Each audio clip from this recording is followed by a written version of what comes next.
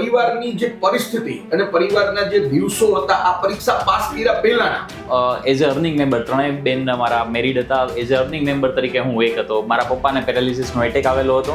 સો પપ્પા અર્નિંગ મેમ્બરમાં હું એક આપણે કહી શકીએ. સૌપ્રથમ સવારે મારી 5:30 વાગે સર દિવસની શરૂઆત થઈ જતી. મારા કોઈ ફોરફાધર્સમાં બી જોઈએ તો સાહેબ એમને કોઈને ગવર્મેન્ટ જોબ નથી હોતી. એક વ્યક્તિ ઘરમાંથી સરકારી નોકરી લે એટલે આખો પરિવાર કરી જાય. રવિન્દ્રભાઈ, જી સર. મારું જોઈનિંગ 17/5/17માં જોઈનિંગ થયું અને મારા ફાધરની બસ 4 થી 5 મહિનામાં પછી ડેથ થઈ ગઈ હતી. અને મારા પપ્પાને એટલો એક આનંદ છે કે મારા સનને હું એક સરકારી પદ ઉપર બેસેલો જોઈને હું આ દુનિયામાંથી રજા લીધી. રિંકલબેન, આપણે કઈ કઈ એક્ઝામ પાસ કરી બેટા અત્યારે? અત્યારે સીસી બી ગ્રુપનો ઓર્ડર આવી ગયો છે, પોલીસ મહાનિર્દેશક અને કમિશનર શ્રીની કચેરી.